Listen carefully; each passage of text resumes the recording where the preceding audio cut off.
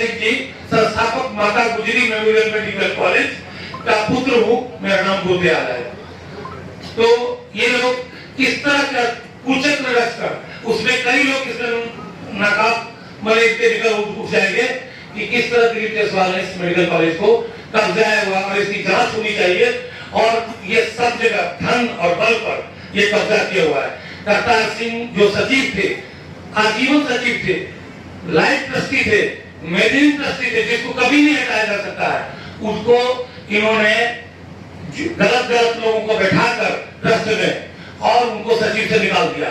कैसे वो लोग सरेआम कानून का उल्लंघन कर रहे हैं और किसी परिवार का, किसी व्यक्ति का, किसी संस्था का जो प्रॉपर्टी है, जो मेडिकल कॉलेज है, उसको न सिर्फ कब्जा कर लिया, उसको 25-30 वर्ष से अपने कंट्रोल में रखे हैं। और ये उस दल के अध्यक्ष हैं जो चार चरित्र चेहरा की बात करता है। ये वो दिलीप जायसवाल हैं जो बीजेपी के अध्यक्ष है और साथ ही राबड़ी देवी के मुंहबोले भाई भी हैं। ध्यान रखिए, ये कब्जा इसलिए नहीं किए हैं कि बीजेपी के अध्यक्ष हैं, ये कब्जा इसलिए कर पाए हैं कि हमाम में सब नंगे हैं। ये सारे नेता एक साथ मिलके, जिसमें राजद के लोग भी शामिल हैं और जिसमें भाजपा के लोग भी शामिल हैं, सुबह शाम राजद का नेतृत्व तो ये कह रहा है कि हम लोग भाजपा से लड़ाई लड़ रहे हैं और भाजपा का अध्यक्ष, राज्य का अध्यक्ष, उसने एक सिखों के कॉलेज को जबरदस्ती कब्जा किया हुआ है। उसको राजद की इतनी बड़ी नेत्री राबड़ी देवी कह रही कि मेरा मुंह बोला भाई है और उनके मुख्यमंत्री रहते हुए ये कब्जा हुआ है और उसके बाद लगातार ये कब्जा बना हुआ है। तो ये दिखाता है कि भाजपा, राजद, जदयू, ये सब when it comes to personal profiteering, व्यक्तिगत लाभ की जहां बात आती है तो ये सब लोग आपस में मिल जाते हैं। आपने सरदार मौलेश्वर सिंह के बच्चों से सुना, लीगल स्थिति आपने सुनी।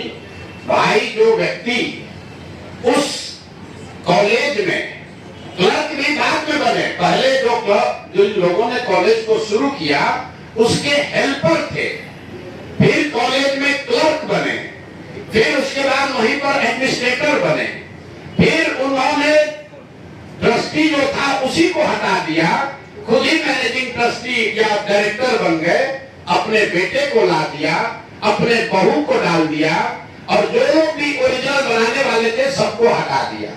उन्होंने जो किया ये तो बहुत गंभीर विषय है, लेकिन आपके हमारे लिए गंभीर विषय ये है कि बिहार में 25 साल से ये चीज चल रहा है, आज तक न किसी ने आवाज उठाई, न उन पर कोई कार्रवाई हुई, न उस आदमी को कोई डर है, बल्कि वो आदमी क्लर्क से बढ़ते बढ़ते भाजपा का यहाँ का अध्यक्ष बन गया है। ये कैसे संभव है? ऐसा नहीं है कि बीच में मामला उठा नहीं है। एक व्यक्ति राजेश शाह की इसमें संदिग्ध हत्या भी हुई है, उस पर केस भी हुआ है। उस परिवार के लोग मुख्यमंत्री के दरबार में नीतीश कुमार से आकर मिले हैं, नीतीश कुमार ने आप उस पर जांच की बात कही है और जिस एसपी ने साहब को, ये दिलीप जायसवाल को क्लीन चिट दिया है, अपेरेंटली उन्हीं की पत्नी के बारे में कहा जा रहा है कि उसको मेडिकल कॉलेज में एडमिशन देके उनको एमबीबीएस कराया गया है। तो ये तो पूरा मॉडल है कि इस कॉलेज का इस्तेमाल राजनीतिक लाभ और पैट्रोनेज के लिए खुलेआम 25 साल से किया जा रहा है। अब एक आंकड़ा सुनिए, 50 से ज्यादा पॉलिटिकल लोगों के परिवार के लोग, एक तो नहीं 50 से ज्यादा अलग अलग पॉलिटिकल परिवार के लोग, उनके बच्चे, उनके परिवार के सदस्य बिना किसी एडमिशन टेस्ट के मैनेजमेंट कोटा से इस कॉलेज में उन्होंने एडमिशन लिया, वहां से मेडिकल की उनको डिग्री मिल गई और वो सब दिलीप जायसवाल को बचाने और मदद करने में लगे रहे। जब भी पिछले 25 वर्ष में दिलीप जायसवाल को कोई परेशानी हुई, जिससे भी परेशानी हुई, उस व्यक्ति को, वो चाहे राजनीतिक नेता था, या पत्रकार था, पुलिस वाला था, जुडिशरी का था, या तो उसको पैसे और बल से दबाया गया। अगर नहीं हुआ तो उसके परिवार में किसी आदमी को मेडिकल में सीट देकर इस आदमी ने मैनेज किया। और इतनी बड़ी बात 25-30 साल से लगातार चल रही है और किसी की हिम्मत नहीं है कि दिलीप जायसवाल पर सवाल उठाए। तो जन सुराज ने तय किया है कि हम लोग इस मामले को न सिर्फ उठाएंगे बल्कि इसको समाज में जनता के बीच रखेंगे। जैसा गिरी जी ने बताया, इसकी लीगल लड़ाई लड़ेंगे। हर उस दरवाजे पर जाएंगे जहां पर इन्होंने अपने रसूख का इस्तेमाल करके कहीं न कहीं धांधलेबाजी की है।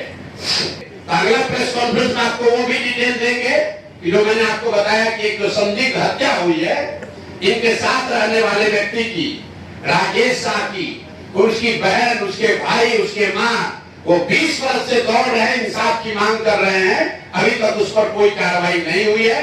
कैसे उस केस को पूरा मैनिपुलेट किया गया। 2007 की ये घटना है।